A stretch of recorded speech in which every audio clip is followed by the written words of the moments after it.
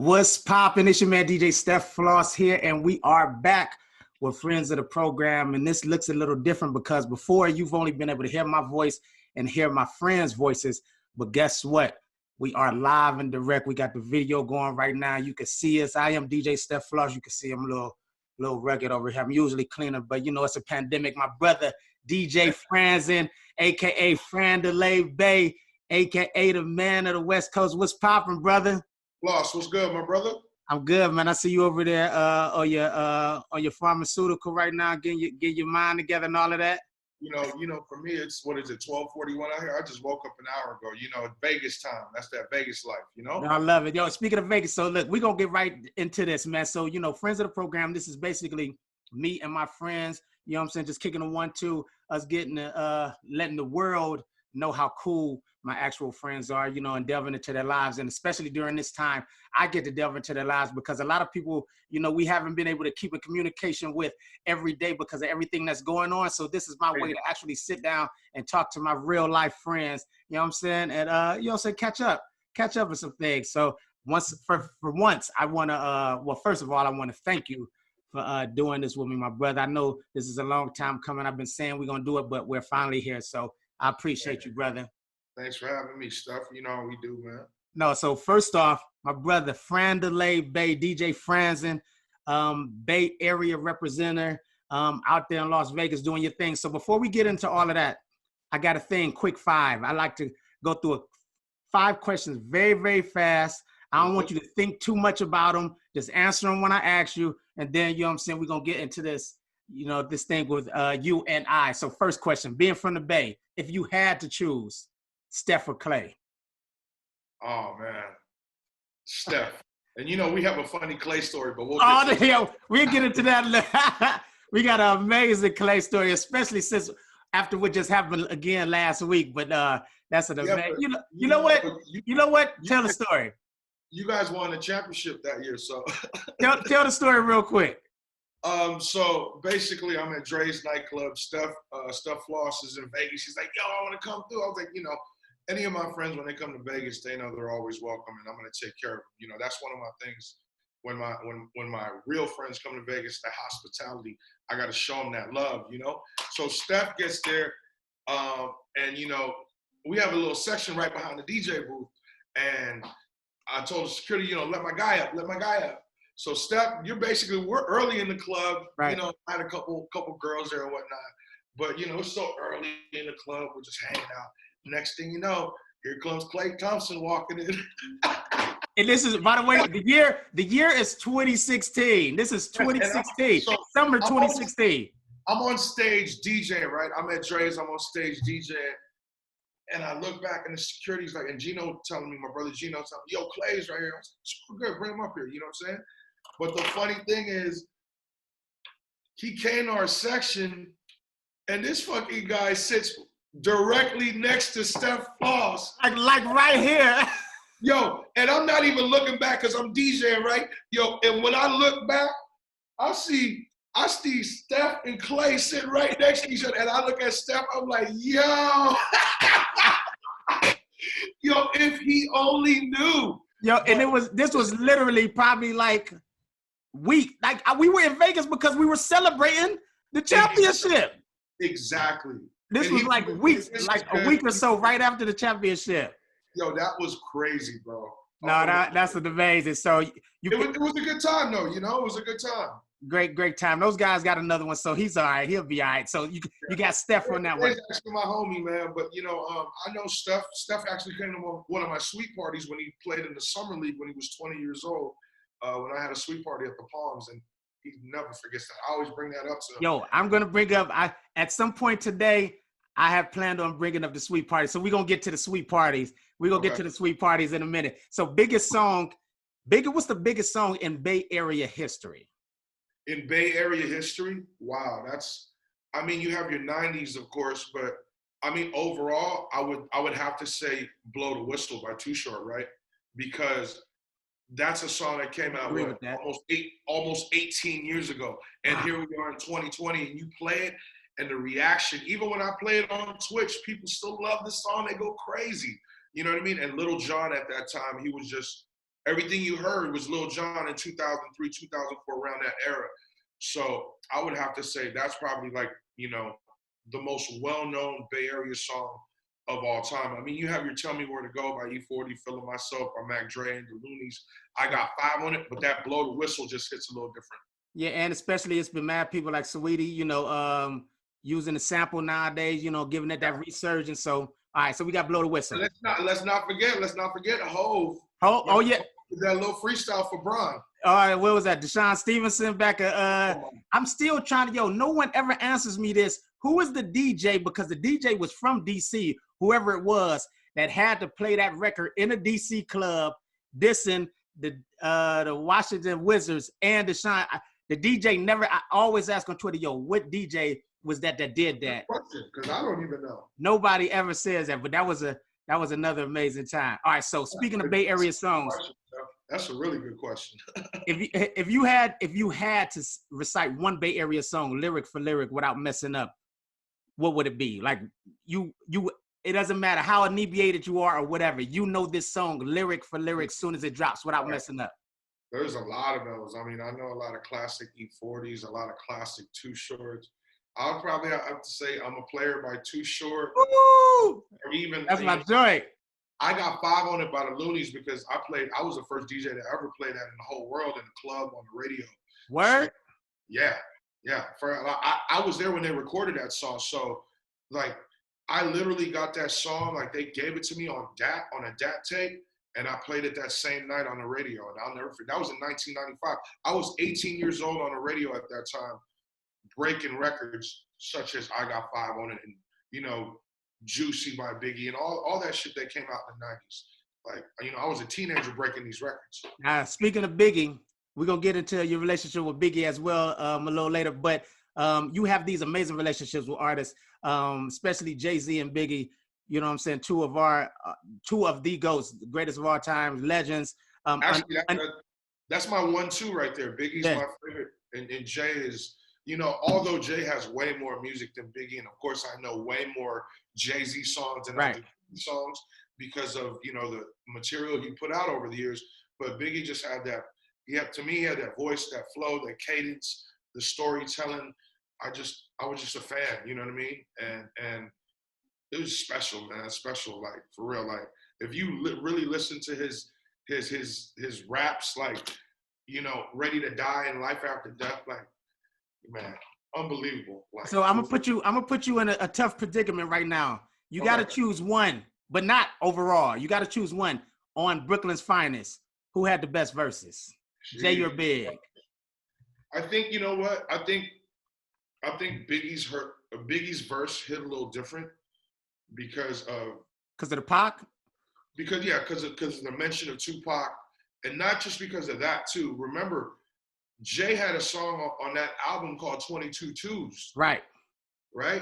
And so when I heard that reference to Tupac, and then I heard 22 Twos, I was like, oh shit, they gotta be talking about Tupac. Right. I was like, because he said get it, Tupac. I was like, oh, they talking about Tupac. But then hearing 22 Twos definitely gave me that confirmation. So you're going with Biggie. So you're choosing Biggie. I'm going with Biggie, yeah.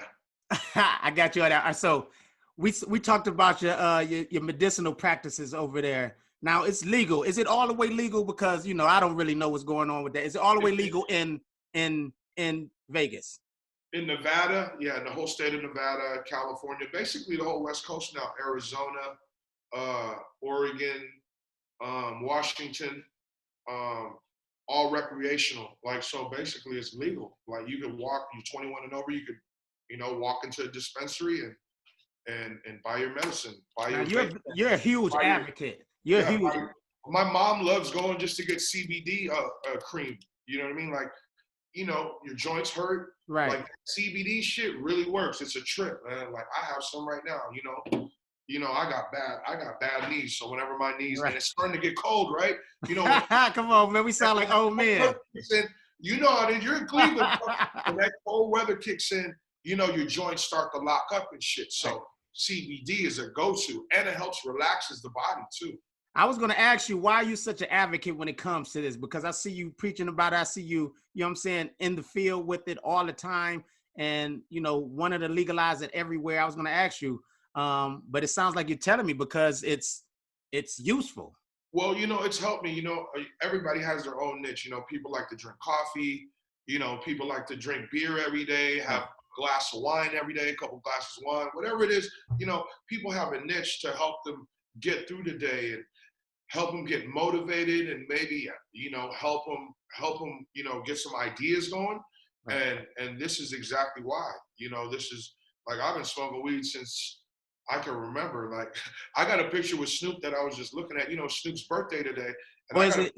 I got a picture with Snoop. I was like 16 or 17, and it was one of the first times I ever like actually got to smoke with Snoop. And I was just thinking about, damn, I really been smoking for 30 years now. Like, you know, and it's just something that I see people like it's brought a lot of people together. Right. Like, you know, like I've seen amazing friendships and amazing, you know, relationships because of weed. And, you know, it's not for everybody, granted. You Right. know, Right. Right. Right. people get paranoid, people get sleepy. It's not for everybody, but you know, I just believe that, and anybody that engages in it knows that this is a real medicine and it really Right. helps people out.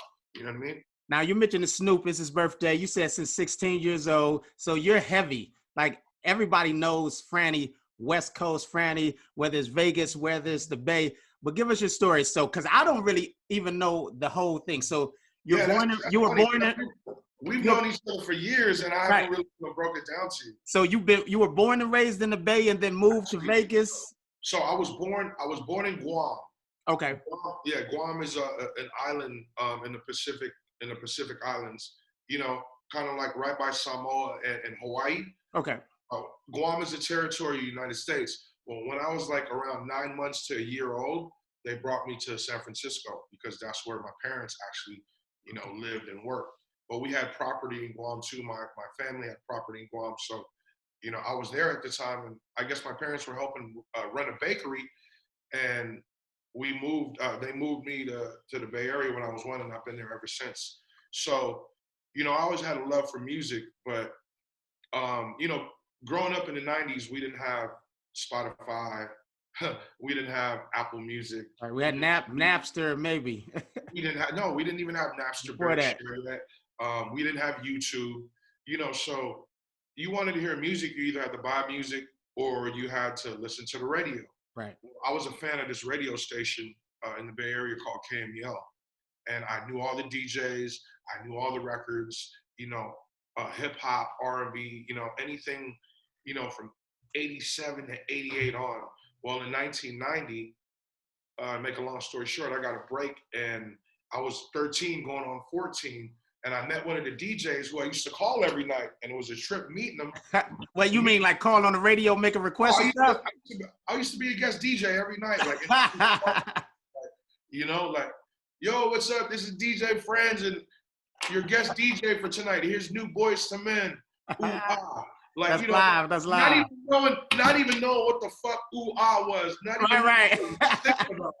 But you know, I fell in love, you know, with music at a very young age, and I had turntables when I was 12. So I was like, "Ooh, if I get my foot in this radio station, you know, I might can, you know, learn a couple things and actually, you know, make this into my career, you know." And so when I was 13, going on 14, I got my foot in that station. Met the DJ. DJ actually asked me, "You want to come back and help me out in the intern?" That from Of that point course. on, from that point on, it never stopped. You know what I Right. mean? Once I stepped foot in that radio station and and and I started seeing how everything worked out, I just soaked up all the games, started asking questions, and here I am, fucking 30 years later. So For you real. and so the station was in the Bay. So what happened? How did you get to Vegas? Because a lot of Okay, people know you as the king of Vegas right now. okay, so I was at that station for 10, 11 years. Okay. Like I built my way up at that station. So I was an intern for 2 years for free. By the time I was 15, though, I got my first mix played. I remember recording on a reel-to-reel machine, and Wow. I actually still have that reel-to-reel tape at my house. Crazy shit. I have the list and everything. Um, 15. By the time I was 16, I was on the air already. I had a radio show every night. It was an up all night show, but it was called the Up All Night Show. I didn't go on until 10 at night, but I was on every night, Steph, Monday through Friday. Did everybody know how young you were? Oh, everybody knew I had drops. I had drops. Live. That's live. Hey, little kid, what are you doing on the radio? Aren't you supposed to be school? And it's true though, because you know, a lot of people don't know that I actually left high school like when I was junior and started taking independent studies because shit started getting serious, you know? You know, by that time, I'm on the radio every night, I'm breaking records. You gotta understand, 1992, like Mint Condition, you know, the Jodeci's, you know, the Boys to Men, like all that shit was, you know, popping off. You know, hip hop records, you know, Ill and Out Scratch, Camp Load, Lucchini, you know, records like that. And you're playing those. Oh yeah, this is before Pac and Biggie. You know, Nice and Smooth, Gangstar, you know, stuff like that.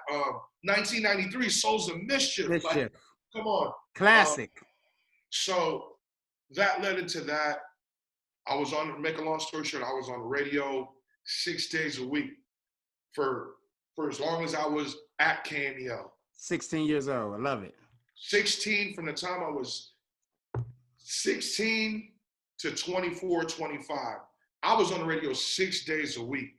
So anybody that lived in the Bay in the 90s, so I was on that station from 1990 to 2000.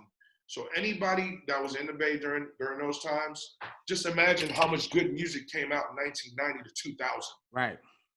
I played all those records when they were brand new, Steph. The Juicy by Biggie, the Hit 'Em Up by Tupac. Like all these records, Pretty Brown Eyes by Mint Condition. Like, all these fucking records I'm playing when they're brand new, not knowing that 30 years later, here I am on Twitch. Right. Still playing these records. They want them. People are still reacting to these records like they're brand new, bro. That's crazy. You know? That's timeless music. That lets you know the difference between, you know what I'm saying, timeless music and music that's just here today and gone tomorrow. That's you know it. That's it. Like, you know, granted, we can have fun with a Walk It Out or Stanky Leg, but when you hear, you know, when you hear a Jodeci Come and Talk to Me remix, it hits a little different. When you hear Key Sweat Make It Last Forever, it just hits a little different. Right. Even the early 2000 stuff, when you hear, you know, Usher, Confessions, it just hits a little different. You know what I mean? So that was going on. 2001, the radio station got taken over by our competing station because we were all owned by the same company now, which was Evergreen Media, Chancellor Media, which turned into iHeart. Right? So they didn't want to renew my contract. They didn't want to give me the money I was worth, and I was worth a lot. You got to understand, Steph, you're in radio. It sounds like it, my brother. It sounds like it. Listen, you're in radio. You know what this is. Till this day, I have the highest rating in Bay Area history on the radio. I had a 32 share, bro. Wow. You know, come on. A 32, now 32 share. That's unheard of. Now, you know, nowadays, stations are getting 6 share, 4 share. 32? 30, because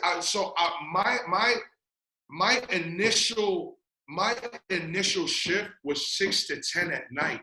So you got a little bit of the drive. You got the after work drive. Exactly. And then into the night part. 6 to 10. Imagine me on the radio 6 to 10 for 5-6 years, bro. Yeah. And then to top it off, the reason why everybody knows my face from the Bay Area is because I was on TV for 6 years as well out there. Hold on, wait, doing what? You were acting? You were doing a little acting out there? No, I was on. We had a local video show called CMC. So it was one of those local public access video shows where you didn't need cable, right? Right. It's like The Box. We had something here called The Box. We had The Box too. But the box, okay. Pay for the box. Right. Pay for requests. You know, 25 cents to request a song. Well, CMC was your local, and here's where we killed it at. You know, the Bay Area. You know about Bay Area culture. For so sure. It was different because we played E40 videos. We played Mac Dre videos. We played Tony videos, you know? We played all the local videos as well as the Jodeci's and the, you know, the Biggies and the Tupacs. We played all that. And listen, I don't even talk about this, but I have Billboard awards from this stuff. Our ratings. From the show? Ratings, Billboard awards, yeah. Like Billboard Awards, we came to Vegas and picked up our trophies, like, 96, 97, 98. Like, we have awards. And about ratings, once again, back in those days, we used to crush BET and MTV during those hours. That's like, I have paperwork on this. That's We great. used to crush BET and MTV and the box in ratings because we were Bay Area based. People felt comfortable because we played Bay Area music, Bay Area videos, and we were accessible because we were on the radio. So they'd be like, "Oh, we seen you on TV today." So imagine I'm on TV 5 days a week and 6 nights a week on the radio. So that's why they couldn't get rid of you. They couldn't get away from you, brother. Man, you got to understand, from the time I was 14 to the time I was 25. So I grew up. Right. That was my high school. Right. Because I actually dropped out of high school, and people don't know this. Larry Jackson, whom is one of the creators of Apple Music, was my intern when he was 12 years old, bro. He'll tell you that. He's got interviews where he was your intern at the radio station or at the TV station? No, at KMEL. Oh, KMEL. Yeah, he was at the radio station. Like, Larry Jackson's legendary. Like Larry Jackson was like a younger version of me, calling the station, "Yo, can I be a guest DJ? Right. Yo, can I come up to the radio station?" His drive was impeccable, and look at him now. Like, that's crazy. So I've met Larry once or twice before, but I know that's Khaled's man. Like, oh man, that's Khaled's guy. That's who gave Khaled his Apple deal. You know what I mean? Yeah. So, that's Khaled's guy. So how did you get to Vegas? That would be my man too. No, regardless, but So tell me how you got to Vegas, because I need to know that. Once they didn't want to renew my contract and give me the money I was worth, I really didn't have work for I did have work because Snoop Dogg, here we go again, mentioning Snoop on his birthday. Snoop had Snoop Dogg Radio, which was a simulated radio show. It was on plenty stations, 25 to 30 stations. I was his co-host for actually 9 months. Wow. So I used to fly out to LA every weekend, stay at Snoop's house. He had a room for me. We would record shows, smoke weed. And it's funny because the type of music he was playing on Snoop Dogg Radio, Stylistics, Gap Band, Earth, Wind and Fire, of course with a little Snoop, Tupac, and all the recent stuff, but a lot of his vibes were, my type of vibes. Kind of what you do on Twitch now. Exactly. So I was like, wow, this is amazing. This is perfect, right? And that worked out for like 9 months. I'll never forget. Like, he used to pay me out of his pocket. He used to have his wife Shantae write me checks. Wow. Here, take care of Franny, so he could pay some bills. And that happened. So in July, I got a phone call that this radio station, the very first hip hop R&B commercial radio station in Vegas, was opening up. So make a long story short, I came out here in July, had a meeting, and the next month I moved to Vegas. So that was 2001. 2001. August 17, 2001. So I just celebrated 19 years. I'm about to say, you just celebrated 19 years. Happy anniversary, my brother. Yeah, man. I've seen a lot of shit in the city, bro. I've been through a lot. Like, you know what I'm saying? I've been banned from the Strip because they didn't want hip hop music. And people want to know where I came up with the term no EDM.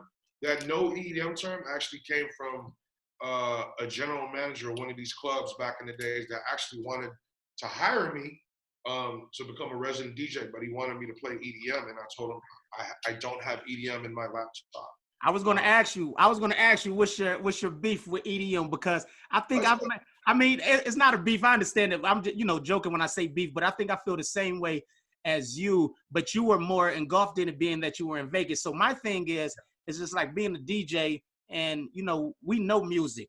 We know music. We're DJs, regardless of the genre of music. We know music. But right. I just remember, first few times going out to Vegas, or even certain spots in Miami, it's just like, yo, where's the hip hop? Like, are y'all serious? Like, it's and then we get to a point where different clubs in whatever cities are open up, and they're like the new main clubs, and then they want you the DJ there, but then they ask you, yo, can you not play so much of this kind of music and play? I'm like, yo. Here's my thing. I'm stubborn, right?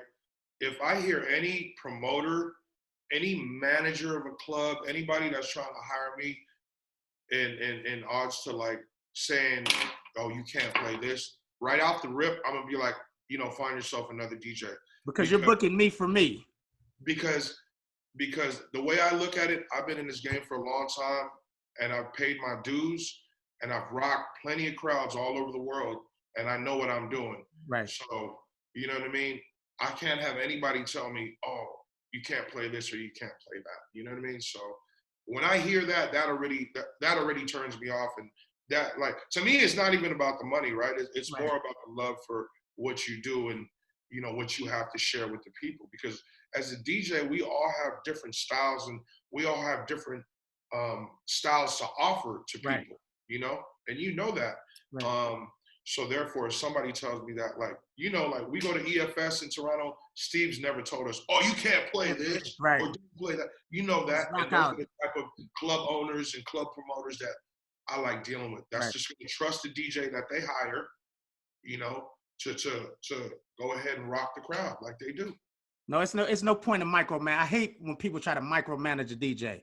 It's like you're booking the DJ for a reason. So you're booking Franny for a reason. If you want him to play a certain kind of music, you could play a playlist. Right.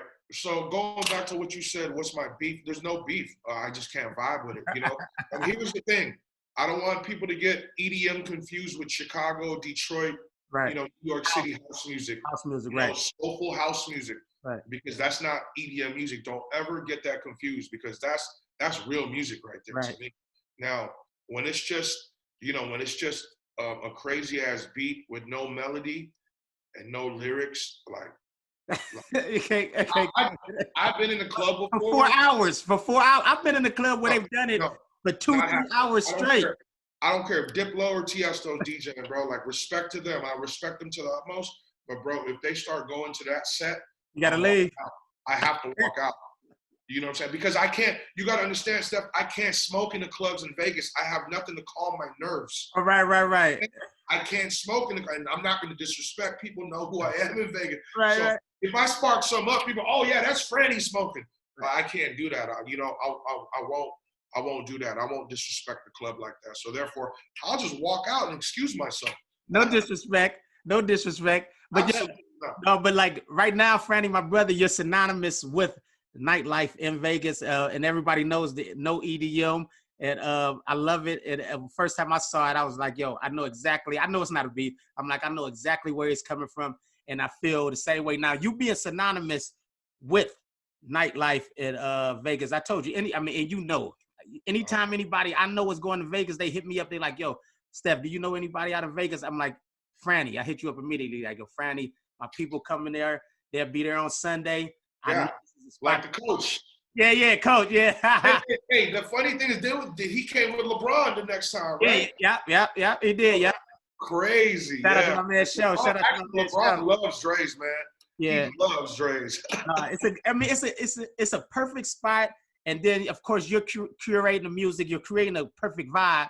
So now, was it March 13th, March 20th or something like that? The pandemic hit and all of that. Now, with Vegas being arguably the club central of the world. You have cities overseas and things like that that go crazy, Mykonos and things like that. But when people think in the United States, for real, in the world, when they come to partying, it's Vegas and Miami, and basically Vegas because everything is centered around nightlife in Vegas. It's the nightlife, it's the gambling, it's shows. And everything is open 24 hours, right? Yeah, so it's like you could go to a strip club at 8, 9 o'clock in the morning out here. Right. You could, go to a sushi restaurant or go to a steakhouse at 5 o'clock in the morning. It's nothing, right? Now, I remember when you posted the message, when you posted the news about clubs are shut down in Vegas. I remember not even believing. I'm looking like there's no way. So what was that feeling like when you saw it and knew it was real? Well, and did you feel like it was going to happen, or you were like, nah, there's no way they can do this? To be honest with you, Steph, I thought it was only going to last for a couple months. Right. I'm not even joking with you. I thought it was going to last till around July, but then I seen how everything was going. I seen how, I started, it's like a pattern, right? Right. When you start seeing some, you know how politicians are, you know how the media is. Like, I I don't know thought it about, was gonna be. I thought it was gonna be quick too. I was like, all right, by the end of the summer, we'll be back to rocking. but here we are. It's almost Thanksgiving. Crazy. It's almost Halloween, excuse me. Yeah, I mean, but Thanksgiving's right around the corner. And then Christmas, and then 2021, right?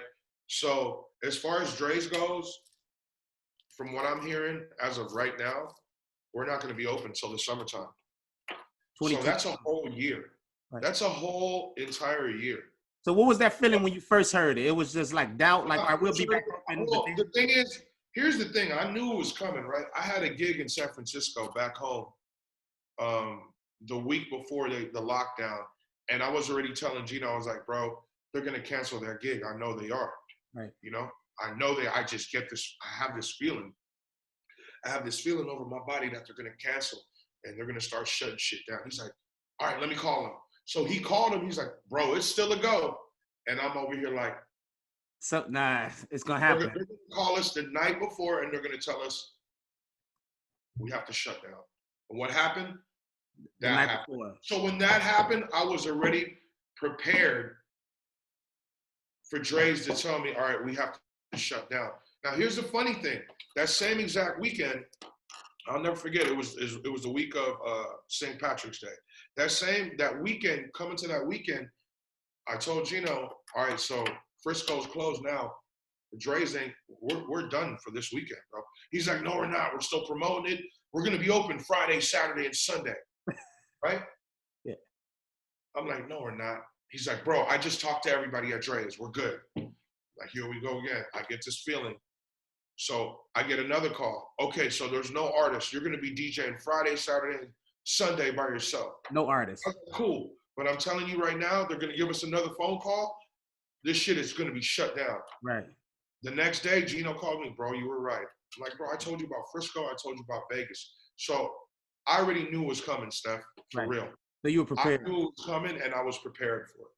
Now, outside of, I talked to a few DJs about this, and I know myself, I'll say I'm a pretty frugal guy, and I'm a smart guy. So when it comes to, being in nightclubs and doing this and that all the time, for it to just immediately stop and our livelihood basically to stop, I tell people, man, I was blessed, and I know a lot of other people that were blessed because we were prepared in a sense, like, had things in order or just had, stuff tucked away or this and that. So were you prepared in that sense from years of just being smart about your business and all of that?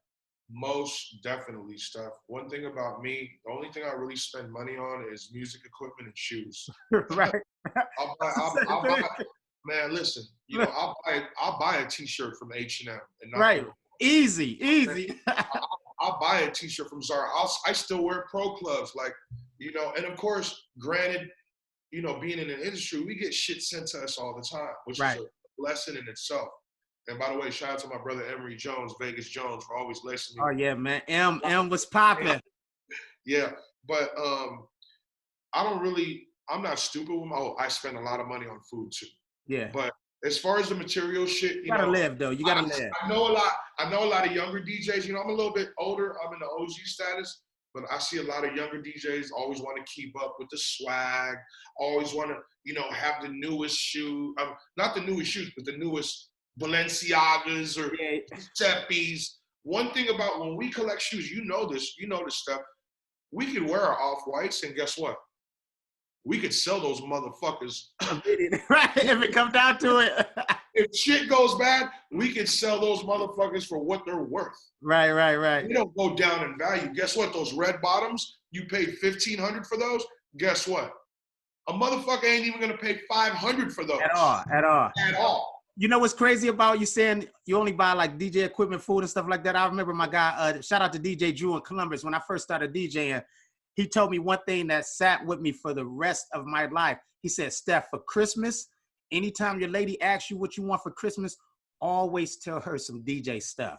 He said, for the rest of your life, you're going to always need DJ stuff. So if she wants to buy you anything, if anybody wants to buy you anything for Christmas, tell them, I need some new records. I need some new needles. I need a new mixer. He said, for the rest of your life, if anybody asks you what they need for Christmas, what you want for Christmas, DJ equipment. He said, because you're a DJ now. That's what it is. That's it. That's a great investment. And plus, you could use that equipment to actually, you could utilize that equipment to create something to where you can have, income. Yeah. No, it's been crazy, man. And I'm saying, like, I love what the my young California guys did out there, amen. And what a few other what Envy did out of West Coast, where they got the funds together for the days during the pandemic. That's amazing. But it's just crazy to see us go from a situation where this is what we're so used to every day, every night, and then for it to just be wiped out. And it's like, yo, I'm really like, I'm good right now, but I'm really losing out on this amount of money this weekend. Like those first few weekends, you're like, yo, really like. People are like, we miss Dre's. People always ask me, yo, when's Dre's opening? We miss Dre's. I tell them, yeah, you miss Dre's. Well, I miss that Dre's direct deposit. But listen, I tell people, y'all were partying. I was working. Listen, you were partying. You were part, and I understand everybody needs their getaway, but at the end of the day, it's like, I know you miss it, but like, I really miss it. But once again, I was, I'm smart with the funds, and I'm glad that I was prepared for something like this. And then all of a sudden, shout out to D Nice, by the way, because shout out to D Nice. I've been streaming for years, but D Nice was definitely the inspiration to start, streaming and going hard again, because, we didn't have, you're so used to playing in front of a crowd for many years. Right. I started playing in front of a crowd when I was 17, like every weekend, Steph. We talking about every weekend, bro. I'm 44 now, bro. That's the normal. It becomes your life. Every single weekend, I was playing music for a crowd. And for this to all of a sudden, 27 years of that to just stop. It's crazy. To just stop. There's not a lot of rappers out there that could say they performed every single weekend for 27 years. Right. you know what I mean? Seriously. You got one that you keep mentioning, Snoop, but other than that, Snoop, Hov is almost there. Right. But I was so used to doing that, and I was like, man, I'm getting back to the streaming thing. So started doing the IG live, kept getting cut off. Oh yeah. Now look, I said you're the king of Vegas. Now you're the king of Twitch. We're still gonna have this Twitch conversation. I still need to know some more outs and ins. But man, I love what you're doing on Twitch, and I see what you're doing on Twitch as far as like I see the community, and I love the community aspect. Yo, it's crazy stuff. It's so different. It's so different than the comments on IG Live and all of that. Those comments it feels different. It feels like a real family, like you said, a family. Yeah, it's and then you got the emotes going. You got people from all over the world, and Twitch is still fairly new, Steph. I'm trying to get a lot of my East Coast DJs to get on it, and they still want to do IG Live. You can only tell them the grown man so much. No, you know what my thing is though with it, and this is what I have to. I think with a lot of people and a lot of other DJs, I switched up my mic real quick. You can still hear me? Oh yeah, definitely. Oh yeah. I think what the issue is, and what I think other people may find an issue is that they're just so used to IG Live. So they're used to their following, they're used to their follower, and having to basically start over. Because I get on there and I'm just like, yo, how can I get my followers up? How can I get more followers? What do I need to do? And I think some people may get discouraged, but how did you do it? And what do you suggest for other DJs that's going to have to come to this realm? Because it's going to have to happen. Well, first and foremost, you have to really see what communities are really like engaging with each other, because you have people that's never met that are now keeping in contact with each other every day. from people from Canada keeping in contact with somebody from Japan. Like, you know what I mean? You got all, like, my Discord is crazy. I look at all these people and people from everywhere, like places I've never even heard of. Right. And, you know, to see that is amazing. But my thing is, I work for this shit. Like, Right. I was on IG Live and Twitch simultaneously, and I kept telling everybody on IG, we're gonna make the switch to Twitch soon. So I put a little hype on it. So I guess Right. that helped. You know, I was on IG Live for at least 2 weeks saying, damn, we keep getting cut off. I'm gonna make the switch to Twitch. Right. I made that Twitch account and didn't even use it until like 3 weeks later. You know what I mean? Right. So when I finally made that switch, I went on simultaneously, and everybody that went on IG Live, I just, yo, get a Twitch account. You know, some people were hard headed and didn't want to do it because they looked at the app and they're like, man, this shit is too difficult. Right. It's like they're thinking gamers, they're thinking gaming and all of that. I tell them, I say, listen, man, it's all about adapting and adaptation, especially everything we had to go from outside the clubs to IG Live. And that's what it is, right? Like, and now we got to go to Twitch. And you got to understand, Steph, I think some people out there forget that YouTube is one of the best universities in the world. Oh, it is. You can, and people look at it. You realize that. Listen, you know? I have to build something from IKEA or something like that. If I can't find the instructions, I YouTube IKEA. I had to take a SIM card out of an iPhone one time. I said, I can't find this thing. Let me YouTube it. Like I said, the best university. You want to learn how to cook something? YouTube. You want to learn how to make a drink? YouTube. You know, maybe you want to go on vacation, right? For instance, you want to go on vacation and, oh, you heard about this resort? Oh, yeah? Okay, let's see what it's talking about, because people can only tell you so much. Right. Now, when you see the actual footage, you go on YouTube and you're, oh man, this resort is dope. Like, yo, it's beautiful. You see other people talking about it. You're like, oh man, you know, YouTube is amazing, man, for real.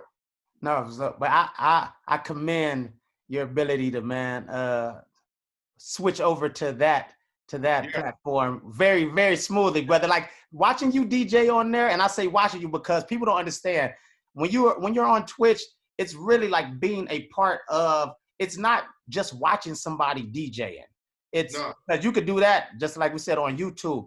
It's about engaging with the audience and the audience engaging with you, and it becomes a thing. At first, when I would see like Bella, and I believe you've done it before. You guys have been on Twitch for like 10, 12 hours. And I'm like, yo, how? Like, how can you do this? And then I got on and I said, yo, I see how, because we love music. And then we're really just interacting with the people in the chat. And time flies when you're conversing with your community. Time flies. You know, you can, like, for instance, on Throwback Thursday, I always ask my community, what y'all picking, Fresh Prince of Bel-Air or Martin? You know, yo, I love both shows. Speaking of that, what do you choose? Who you picking? Like me, Steph. I love both. You know, Jazzy Jeff and the Fresh Prince were some of my inspirations coming up. But I love Martin. I'm picking Martin. Yo, so look, I've always picked Martin, always. But look, during the pandemic, I'm still picking Martin. But during the pandemic, I'll be catching Fresh Prince shows, and I'll be like, yo, this show was really, really fire. Like, really, it's close. Time. Yeah. You know, it was before I would be like, oh, I'm picking Martin by a million. But now I'm like, yo, no, like I see how people would pick Fresh Prince, because this is like, you know, Will Smith have Shanae, he didn't have Roscoe, he didn't have all these different characters. You know what I mean? And I think that's what, because I grew up and Coming to America was one of my favorites. So when I seen Eddie Murphy do all these different characters and I seen Martin do the same shit, I was like, wow, this is a genius right here. You know, so that's what I think made me favor Martin over Fresh Prince. You know, here's another one, Menace to Society or Boys in the Hood. Yo, I can't hear you. Yo, I can't hear you.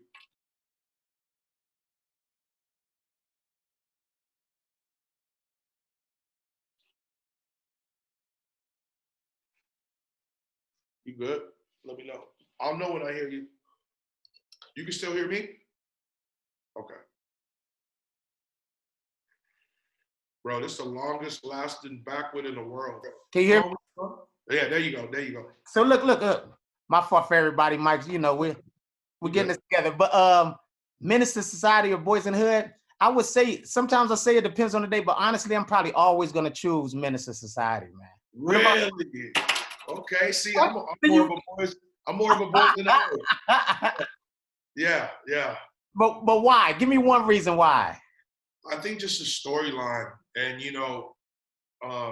Lawrence Fishburne hit a very, very, like when I was younger, I didn't know what he was talking about. You know, the gentrification and right. how to take this, community that was, that used to be filled with African Americans, and they kicked everybody out because they wanted to gentrify the whole thing.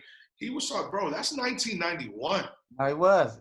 Okay, here we are in 2020, and I like when I heard that, when I finally realized that was like early 2000s, I was like, oh shit, that's what he was talking about. He's talking about how gentrification. Our government is, clearing shit out so they can make, newer style, whatever it is they want to make, and move, people with money in. So you know what's crazy about Minister Society and Boys in the Hood as well? If you watch those movies, they use the same burger spot that the dudes got smoked at in both movies. It's the same burger spot in both movies for both of the shootings. Both movies. I say I love it. I love, I say you gotta love it. I love Boys in the Hood, but I'ma choose. I love Minister Society, man. Even though Kane's acting wasn't the best, I still love it. Yeah. See, you see what I mean? So imagine you guys talk, your whole community engaged, and you guys talking about this. And some scenes you're forgetting about, and some of your viewers are actually typing in, oh yeah, remember this scene was such and such got smacked up? Right. Or this scene when Doughboy got the basketball taken away from him and he kicked it. Just little stuff like that. People really engage in Twitch. It's not, and then you can at people. You can at people, and then I just found that out, by the way, literally this week. I didn't know you could at them, the people that you didn't know like that. I could just at people in your comments. I was like, oh, somebody gave me a sub, and I said thank you, and I was like, oh, I can at them. Because what it is, it lights up. You see your comment light up. Right. You know what I mean? So they're talking to you. So everybody, all my DJs that's watching this right now, come on over to Twitch, man. Come on over to Twitch. We're still early on it though, you know what I mean? But damn, tonight is 167 nights in a row on Snoop's birthday, man. That's crazy. Now, speaking of Snoop again, man, you have some amazing relationships. And I mean, you got amazing relationships. I know because you're a great guy, man. You're an amazing person, a great friend of mine. But like you've been in the game for a minute. So for you to have a relationship with Jay-Z, well, for you to have a relationship with Drake, Jay-Z, and Biggie, like all these different eras, it's just like so wild to me. But of course, Drake's the brother. I've met Jay, been around Jay a few times, but I have never, I've just never met Big. I unfortunately, I wasn't, around to meet Big. And that's one thing, I don't want to say regret, but I really wish I could have done in my time. And that was your guy, man. And there, I don't want to get the story confused, but there's a story that you say about Big, like you gave him his last radio interview or? Well, I picked him up from the airport. Sway gave him his last interview. Okay. When Sway was on a radio station in the Bay Area. So Sway from MTV, who's also on Sway in the Morning now on satellite radio.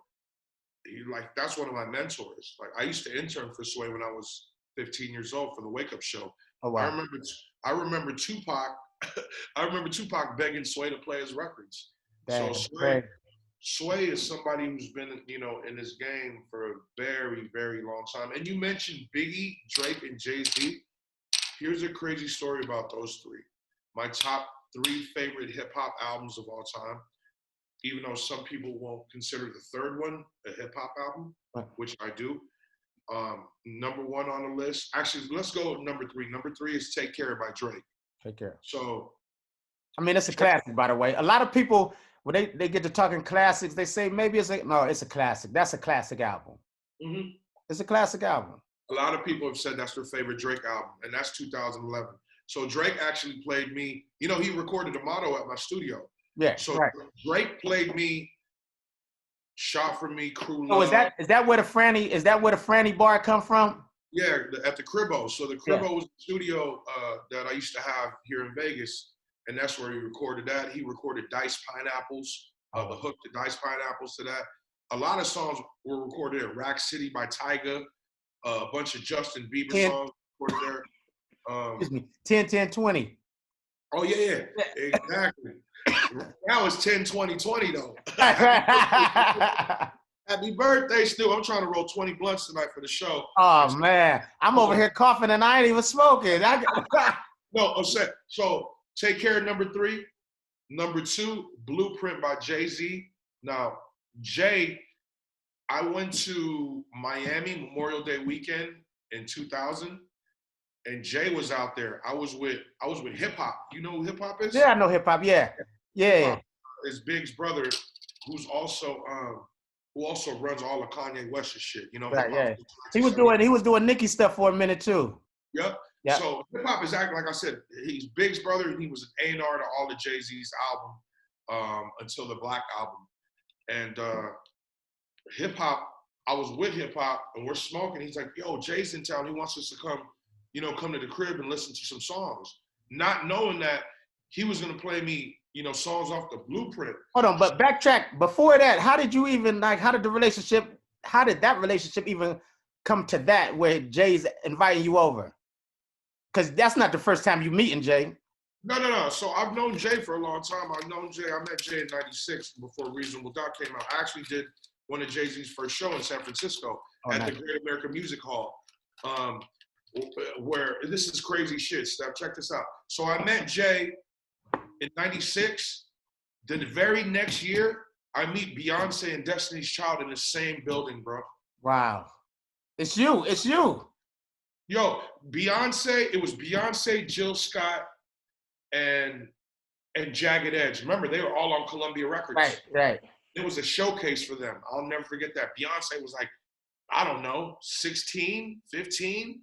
That's crazy. I forget. But anyways, yeah. So I met Jay in '96, and I told him, bro, I'm a big fan. You mentioned Filipinos. I'm Filipino. So I'm like, Filipinos, man, what's going on here? You guys got Filipinos in New York?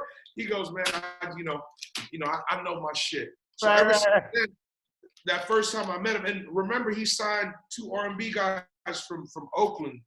Don't tell me Chris Jones is from Oakland. Yes, Chris No Jones. way. I didn't know Chris Jones was from Oakland. What? Shout out my boy Alan Anthony, man. Those are my guys. Right? Man. I didn't know Chris Jones was from Oakland. We used to smoke a lot of weed together and listen to music, man. But yeah, so he signed Chris Jones, and I remember the next time I seen him, I was like, yo, you remember me? He's like, you look familiar. I'm like, yo, I'm Franzen. I'm that DJ that did that first gig with you in Frisco. You signed Chris John. I'm on KMEL Radio. He's like, oh, shit. So ever since then, when I remind him, he never forgot me. That's really, man. That's love. Never forgot me. You know what I'm saying? I remember he brought Bleak to the Bay like in '97 for an interview. And Jay was right there. He's like, yeah, that's my man right there. And I met Bleak for the first time, and I told Bleak, you smoke? He's like, yeah. I was like, roll up. He's like, where? I'm like, right here. We were in the studio at the radio. So I was like, roll up right here. Let's go. I even told him, go ahead and smoke that shit. Remember Hov said last week, remember Hov said last week, Bleak puff paper up. That's it. So, that relationship with Jay, man, has been, and plus, it's not just the relationship with Jay, right? Right. It's also the relationship with his colleagues, with some of his best friends, like I was cool with Dame. I was cool with Dame's brother, Bobby Dash. Shout out to Bobby Dash, the legend. That was my guy, man.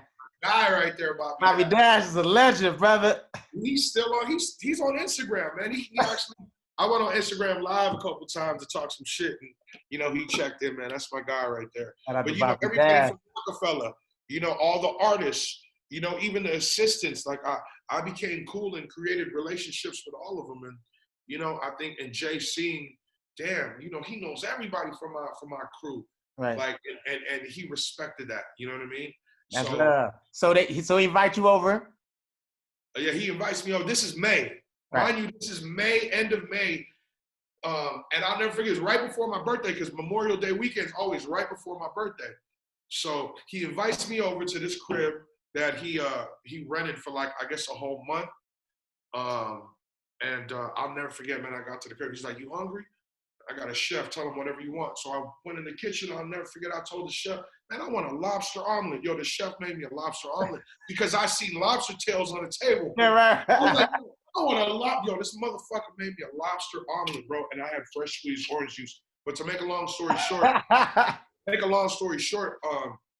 hip hop wants to smoke. So we start rolling up and I see Jay, like I walk outside the little casita, little courtyard area, and I walk outside, I'm checking up, I'm like, man, this is a nice little spot, right by the water, right? Pool, everything, tennis court, basketball court, and I hear this voice, yeah, Jay, yeah. Yo, I look up, and he's right up, he's like, yo, you ready to hear some music? I'm like, come on, man, hurry up, come down, because he see me smoking. Right. Yo, so not knowing that this guy plays me Song Cry. Ah, my. He plays me Takeover. He plays me Never Change. Yo, when you heard Takeover, what was your face like? Yo, actually, you know what? When I heard Takeover, I don't even think Takeover was all the way done. Oh, wow. I heard Hola Jovito. I love. And just remember. I love that. By the way, a lot of people don't like that song as much as I do. A lot of people don't like that song as much as I do. I love that song. I know that song word. I know that song word for word, man. Yeah, shout out to Timbo on the track. But so he played me that. I said 2000. This is 2001. Excuse me. Right. So this is May. Remember that album comes out. Summer. 9/11. Yeah. September. September. Yeah. When the September 11. Yeah. Also, Fabulous's first album came out that same exact day. It's crazy. So all of that was going on, I made sure I had both of those albums. No, I'll never forget that stuff. I was waiting for you to cough one time, man. I'm like, man, that man he ain't gonna be blowing for hours straight and not. I gotta roll another one. And you know what, Steph? I'm gonna let you pick the flavor. Which one? Man, I don't know what. This bag or this bag? That white bag looks scary, brother. I don't know. It's early. This from the Bay Area. That's from LA. So I'm rolling. All right, go with the white bag. So 9/11, right? And you got to think. He plays me all this track, and I'm finding out. Damn, Blueprint. Okay, it's coming out. Yo, so Rockefeller sends me the album probably like I think 2 days before on CD. 2 days before it comes out. And I'll never forget, 2 days later, the towers came down. That's crazy. And I had just moved to Vegas, stuff. So you got to understand. You said 2001. Listen, I had just, so that same, 2001 was a crazy ass year for me, bro. So that album came out, the towers came down. I had just moved to Vegas August 17th. No more than 4 weeks later, the towers came down. Mind you, Steph, 2 weeks before that, Aaliyah passed away. She did. Yo, you know what's crazy about that? I remember, I was just telling somebody this story. I'm like, yo, we always talk about 9/11 with Fab and Hov, but I'm like, I tell people, I thought it was like a month, but I'm like a month or so before that happened. I'm like, I remember being in a line. And this is how you know it was around the time of Blueprint. I remember being in a line going to a club to go see Lil Flip was performing. Remember Lil Flip? I mean, of course you know. Yeah. So Flip was so big in Cleveland, you would have thought he was from Cleveland, man. Pause. But I remember being in a line to go in a club to see Flip perform, and it was a promoter outside passing out CDs. You could just burn 2 songs on a CD back day, boom, pass them out. You know what I'm saying? Basically, it was like a maxi single, for real. So it was a promoter from the city, from Cleveland, passing out CDs. And the only 2 songs he had, he was selling them, and I bought it. The only 2 songs he had on the CD was H to the Izzo and Lil Flip, I Can Do That. And I remember not hearing, I hadn't heard H to the Izzo yet. I wasn't DJing yet. So I'm like, I'm a huge Jay-Z fan. So this new Hove, let me get this. And I remember going in the club and the DJ, I think it was my guy DJ Fresh, who was DJing at the time. He played the H to the Izzo. I said, yo. So listen, my girl, she was living down in Southern Ohio. Oh, by the way, not to cut you off, Steph, but that's one of the songs he played for me too. So H when to I the Izzo. Yeah. So when I heard that sample, bro, I lost it. I remember driving down to Southern Ohio, man, to see my girl. No lie, I only have one CD, and it had 2 songs on it.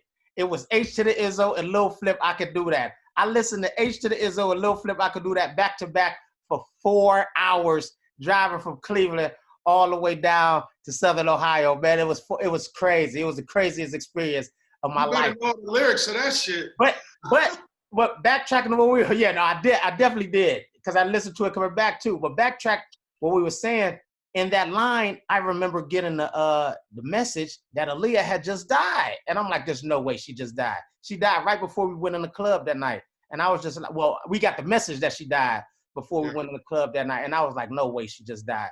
But to what you said, yeah, it was that same exact time, because I remember that CD having H to the Izzo on it. And here's even a crazier story. So I was at the H to the Izzo video shoot. Hold on. I'm trying to think. I can't think of the video. Hold on. H to the. I can't think of the video. Hold on. How was the video? Hold on. I got to look up the video now. They were in LA. They shot it in LA. And H to the Izzo. I never forget Biggs. Biggs wanted some weed. You know, Biggs, one of the owners of Rockefeller Records. Biggs, Dame, and Jay, right? Biggs wanted some weed. I was with B Real from Cypress Hill. And they're like, yo. Oh, I do remember this video. Yo, it's crazy. I don't think I've seen this video in this long. Like, yeah. It was like, yeah, he had the presidential. He started off in like a bodega. Yeah. Yeah. That ain't you with the karate gi on. I'm not in the video, bro. But back to what you were saying, brother. Well, back to what I was saying. So they shot the video. I'm at that video shoot, and so after the video, make a long story short, after the video, we go to Jay's room because Biggs wanted to smoke. Biggs and Hip Hop wanted to smoke. So we're in his room, and the phone rings, and it's Aaliyah. Yeah, bro, it's Aaliyah. You know, calling Dame. You know, remember Dame and Aaliyah were dating at that time. Right. So it's Aaliyah calling Dame, and I'll never forget, like, Dame was in there for like an hour on the phone. Wow. You know what I'm saying? And I remember everybody was like teasing, like, man, this motherfucker in love. He in love. You know what I mean? I remember that like it was yesterday. That's so crazy, man. So he finally gets out the room. He's like, yeah, that's the one. I'm gonna marry her. Bro, no more than 2 months later, she passed away, bro, because she filmed that, you know, that Rock the Boat video in the Bahamas. Crazy. That shit broke my heart. And I actually got to meet Aaliyah. I got to, you know, interview her, got to vibe with her. She was a great person, man. Damn, that's crazy, man. Like we witnessed, you know, in our lifetime, man, we witnessed some like colossal passings away, like Aaliyah, Pac, Biggie, you know what I'm saying? Then, you know, Kobe, like, yo, I was explaining to people, man, like, I mean, I was younger, you know, when Pac and Biggie died, it affected me and Aaliyah, but like being at this age that I'm at now with Kobe, and it was just like, man, this just. And with Nipsey too? And Nipsey, yeah, man, like, so yo, speaking of Nipsey, I'm glad you said that, man, because I always wanted to, ask you about this too, and we were bringing up your relationships, your amazing relationships with artists. I know you had a great relationship with Nipsey. So I need to know the exact story because I love the fact that before he passed away, he was able to get his grandmother on a private jet. Now, I don't know where the trip was going. I don't know what was going on, but I know you were a part of this private jet, this trip with Nipsey and his grandmother. So what was going on and how were you a part of whatever what was going on at the time.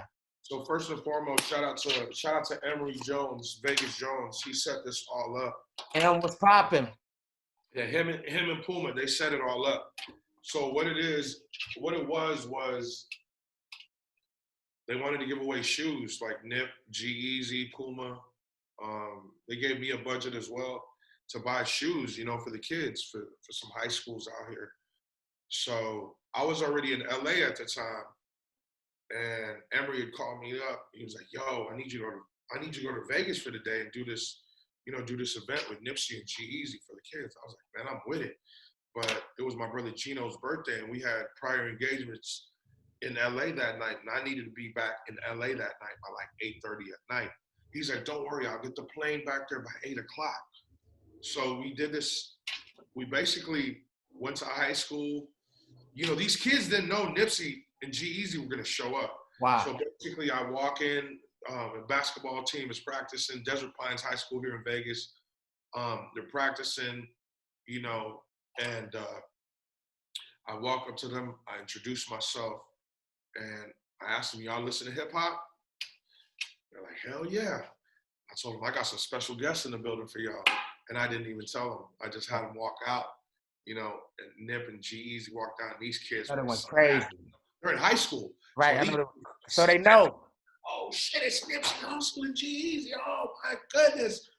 So they're going crazy, and we gave them all shoes. They took pictures, played a couple games with a couple of what was it? Horse, a couple horse games with the students, and have fun with them. Nip, of course, spoke some words of encouragement, right, like he always does, right. And it was just a great time. We were supposed to go to this other high school, but they had some crazy shit going on at this other high school. Like we were going to go to one of those high school, Western High School in Vegas, but there was some gang shit going on at the high school. So, speaking of that trip, correct me if I'm mistaken, but something happened. Did Nipsey end up having to buy more sneakers, or it would? Maybe I'm making. No. This is what happened. So we were supposed to go to that high school, right? And that got canceled out. So I called one of the city officials here in Vegas. Shout out to Lawrence Weekly, my good brother right there. He's actually the one that helped him and the mayor helped make DJ Franzen Day in Vegas happen. So shout out to congratulations to that, brother. Man, thank you. Yeah, man, that was 5 years ago. That's crazy. But anyways, he helped out with the situation. He was like, "Yo, you guys can go to Doolittle. Doolittle is a community center out here in the west part of Las Vegas." So we did that. And Doolittle is more of an after school program. Right. There's more younger kids, elementary, middle school. And we bought shoes for high school kids. Oh, okay, right. So you done had the smaller sizes. Yes, but we got to take care of the staff that was there. We actually got to take care of some of the kids, but we didn't get to take care of everybody. Right. These kids, the majority, like I said, they're in elementary. They don't know who Nipsey Hussle is. They don't know who G-Eazy is. They definitely didn't know who I was. Actually, a couple of them did because I'm about to say they out there. They know who you are. Being from Vegas, and a couple of their parents were there too. So that was kind of cool. But you could just tell from Nipsey's aura and his energy, these kids are like, "Wow, you're tall. Wow, I like your braids. Wow, I like your chain." Like you could just tell Nipsey had a presence, right? And we didn't have no shoes for these kids. His brother, Black Sam, had a wad of 20s. Nipsey had a wad of 20s. It's like they were ready. They were ready for the situation. They just started handing out money. All the kids. There was about 200 kids there. They gave each kid a 20. And I even backtrack.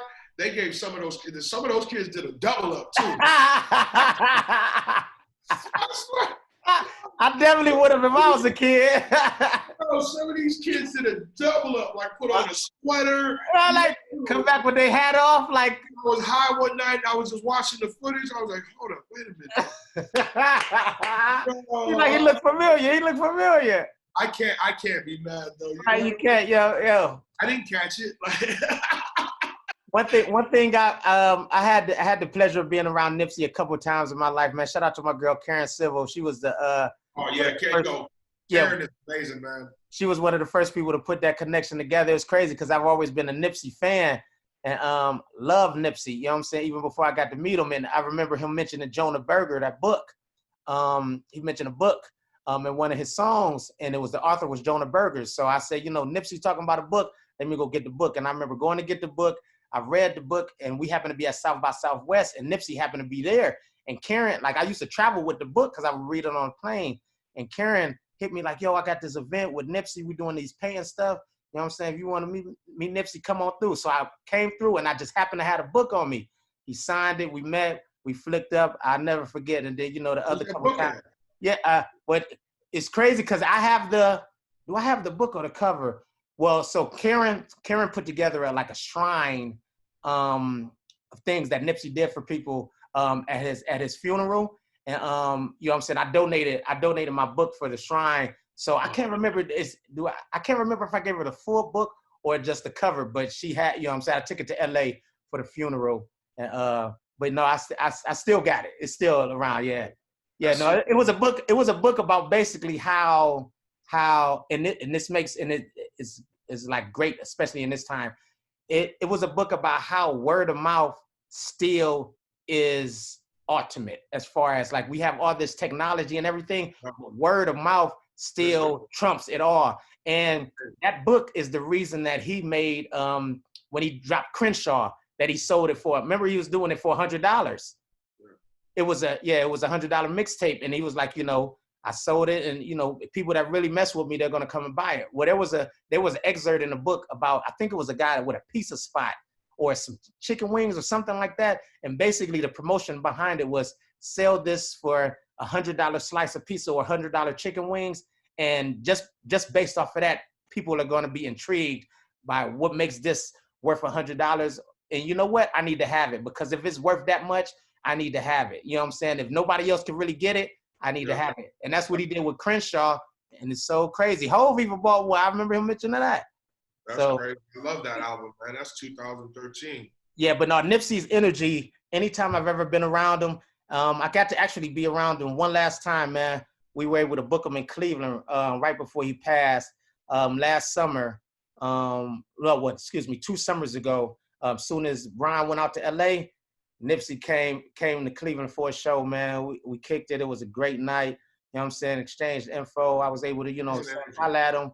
The energy was crazy. And then I was in, were you with me? Hold on. Were you in London with me? With the assassination vacation? You were in London, right? Yeah. We seen Drake do the dedication. That was dope. So yeah, I'm about to say, we were in London. You might have still been in LA, but I was in London. I think you came the next day. I was in London the night he passed. Oh, wow. Yeah, that's right. You're right. Because listen, he passed March 31st. I came to London April 2nd. Yeah, we were in a club, and I remember getting, because the time difference, I remember getting I'm like, nah, there's no way. And then I'm looking, because I remember you and Dre Sinatra came out there the next 2 days. Yeah. Yeah, that was a crazy ass time, man. That was a crazy. I'll say this, man. God has definitely blessed us all, man, especially as DJs, man. Everything that's going on right now with the pandemic, I can say that, it's been a blessing, man. You know what I'm saying? To still be able to still do what we're doing and love what we're doing. My brother, DJ Franzen, I appreciate this for you, man. We could talk for hours, man, on here. You know what I'm saying? But I appreciate you taking the time out of your day, you know what I'm saying, to do this with me, man, for me to spark my podcast back up in this way. How many of those? I'm ready to get back to Toronto too, man. Oh my God. Last time we were in Toronto, I still sometimes just look at those pics. What is it? What is it about the energy up there, man? It's like they party. You know what it is? They genuinely love music. And they genuinely just love the party, not on no bougie shit. Right. You played in Hollywood clubs. You see how it is. Everybody's on their phone. Granted, you're gonna have some tables that's really turning up. That have that great energy. Do you have to deal with that? Do you have to deal with that with Dre's? Sometimes you do, but you know, I'm slick. I slick talk on the mic. You know Right. what you guys come to Vegas to fucking stand around? You Right. guys could have stayed your ass at home. Right. You cool? You guys spending 10 racks on the table? You guys just standing around? Right. Like, Right. you gotta start drinking and start moving. You know what I mean? Right. And I get the sense of, man, find out where that table's from so I can shout them out. Right. Let them get comfortable. Because I know I'm playing for a different crowd every single night out here. Right. So, you know, I know how to make people feel welcome. So, but yeah, you know, I'll say something. Hollywood too, and I'm DJing LA. I'm like, oh, y'all acting real Hollywood, huh? But I this table over here, they turn. So when I shot that table, they're even fucking turning up more. Now they want more bottles. You know, you know how this shit is. Right. You know it's a competition. It's a competition. Yeah, and they love the shout outs. You know that, bro. Right. Love before we get up out of here, do you think we'll ever get back to that? I hope so, man. I definitely miss those days, you know. But there's plenty of times where I've been turned up on Twitch, bro. Like right. I tell people, man. Like they ask me, what do I miss most about it? I said, man, it's honestly the energy is like the sun. It's like, you know, when you wake up in the morning and it's raining, you might be down for the whole day, but if you wake up and it's sunny and the sun is beaming through your house, man, you get that energy and you ready to conquer whatever for the day. I'm like, man, that's how it felt in the club, man. I'm like, that energy is like, you know, regardless of the women, regardless of the liquor, regardless of everything else, is that music, and you just feel that energy. And then like we're controlling the crowd, and to be able to see that we're making people's lives amazing, and having her celebrate her birthday, she's going crazy. She's celebrating with us. He's celebrating with us. Man, that energy, man, I miss that. I miss that too. And you know what? That's a great point, because there's been times where, you know, I've been burnt out and tired, but as soon as I, you know, get behind that DJ booth, it just as soon as I start playing records and as soon as I get on that mic and I hear the crowd react, that shit, like you said, that's like a ray of sun. Yeah. You know, that's like boosting up your energy, like, okay, I'm ready to go, because they're ready to rock with me. You know, these people are actually ready to rock with me. And my favorite times rocking at Dre's is, you know, when there's no artists, because the people don't have nothing to look forward to. You know, they coming at a party and they know they're at a party. Music all night long, and that's the crazy thing. A lot of people have to understand, when they come back to Vegas, don't expect to see all these upper tier EDM DJs such as Calvin Harris and Tiesto play at your favorite, you know, EDM clubs, and don't expect, you know, some of these artists to be performing at some of these clubs, you know, that have residencies, because a lot of these clubs lost out on a lot of money. They don't have the budget to do it. Right.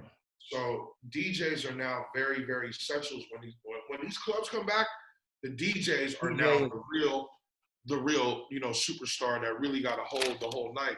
You know, they have no host or unless the artists just want to come on and strength. Cool. Right. Cool. And that's what's going to show the true colors of, you know, who really supports the DJs, right? Right. Now, seriously, word. As opposed to who doing it just for the bag. And that's going to show, you know, okay, damn, Franny's DJing tonight. I ain't got shit going on. You know, they ain't paying me to fucking perform tonight, but, you know, I want to catch a vibe. I'm in Vegas anyway. You know, why not? So, you know, it's just the dynamic of it is definitely going to change. So don't expect, you know, the performers that you were used to seeing in Vegas, unless it's Usher at Caesars next July. In stone, and the after parties for that will definitely be at Dre's, because, you know, Cromwell, which Dre's is inside of, is a Caesars property. So it is? Okay. Yeah, we're already working some shit out of that, but I'm excited for this Usher residency, though. Beyonce's up next, though. That's gonna be crazy. So they got, I mean, Snoop still got his residency out there? At Dre's, yeah, but, you know, like I said, man, when we get back. Yeah, it's gonna be different, yeah. Because I know Fab, I would be like, man, Fab out there every week, but then I would forget that every night in Vegas is a new crowd. It's not Cleveland. I love my city, but it's every night is a new crowd out there for you. Like, you might see some familiar faces, but for the most part, everybody's new for you every night. There's going to be the people that's loyal to Dre's and to myself and to the music that's not gonna want to go to, you know, another nightclub. Here's a prime example, Steph. I remember one time Drake was performing. This is New Year's Eve. Drake was performing at Hakkasan, Mm-hmm. and one of my boys wanted the table, so I set him up. Spent 50 grand on the table. Don't tell me he came to Dre's. No. Oh. He thought he was gonna hear, you know, hip hop all night. Ah. Yo. He gets to the club at 11:30. Drake doesn't even go on until like 2:45. He's listening to Put your hands up. Not even that. Not even that. Yo, he's like, bro, all they're playing is EDM, and it's not even friendly EDM, bro. He didn't talk to me because I'm working at Dre's. He told Gino that. Yeah. And we warned him. We're like, look, if you go over there, be prepared. Like, yeah, they'll play hip hop once Drake walks in the room. Right, yeah. Once they know he's on his way, they're gonna set the mood up. Right. You know? So you know, that's what happens. Now when you come to Dre's, you know you're gonna get it. Like you're not gonna get no crazy ass EDM remixes and none of that. You know what I mean? So I can't wait till we get back, man. And when we do get back, I've already told him, man, I want to bring some of my DJ friends out here. So get ready to do a set at Dre's, man, when this shit opens back up. Yo, for sure, man. One of the last parties we did, man, was Toronto together, man. We got to take that on the road next year. Or whenever we get back, man, we got to do a 7-10 city tour. Yeah, Jay Sinatra. Shout out to my brother Jay Sinatra. We make sure he can hit up some of those MLB baseball parks in those different cities that we touch. You know he loved MLB baseball parks, man. Yeah, I know, man. Man. That's Toronto, like you were saying, the difference about Toronto too is the culture. Yeah. They love, like I said, they love music, and no matter what music, it could be reggae, hip hop, R&B, soca, whatever it is, you know, whatever cultural music they're listening to, they love it genuinely. Wagwan. Woyoy, for real. Woyoy. Shout out to everybody in Scarborough. You know, shout out to Chubbs, Nico, the whole family out there, the whole OVO family, man. And look, wait. What? You did you come to OVO Fest last year? Yeah, I was there. Yeah, why don't let? That's what we did. Yeah, I came. Your house, right? Hold it. Yeah, is that when? That's when Chris Brown. Oh, the house. Yeah, with his house. Yeah. And his living room because the club was that was crazy. Yeah. Yo, that spot is crazy, man. I love Toronto, man. That's one thing I'll tell you this. You know what? My first time to Toronto, I remember, I think you and LeBron were doing like a rooftop party. Probably at like the Thompson or something like that. At the Thompson. And I came with Drake. I'll never forget I came with Drake. So we came like the underground way, and we had this is like, I think, my first time in Toronto was 2011. This was like 2012, 2013. Yeah, that sounds about right. Yeah, and man, you gonna have me reminiscing all day, man. Yo, that was a good time, man. That was really, and you know, Toronto in August, man, the weather is amazing. It's crazy. It's perfect. Everything about Toronto in August is perfect. The teams too. The teams. Oh my God. With that being said, yo, Franny, we gotta go. My brother, I love you, yo. Make sure y'all, what is it, DJ Franzen on Twitch, twitch.tv/DJ Franzen. Yes. Hey, we're gonna set you up too, Steph. You know what I mean? We're gonna have you rated. You know, by multiple DJs. We just gotta set up a time and everything. And I want you to become part of this. We're gonna do a marathon here pretty soon. R&B. We're doing 24 hours of R&B music. So. Okay. I ain't got 24 hours for you, but No. I'm saying you do an hour, 2 hours. You know what I mean? Yo, what's about before? Yo, what's again before we go? Sour Milk. I sat up and watched Sour Milk do 24 hours though. It was crazy. On Instagram Live. It was crazy. Shout out to DJ Sour Milk. And you know what? That's the difference though between Instagram Live and Twitch. On Twitch, you could go for 24 hours straight without them. Right. You can fall asleep, wake up, still be on there. People just watching you sleep, wake up, have your breakfast, get back to DJ.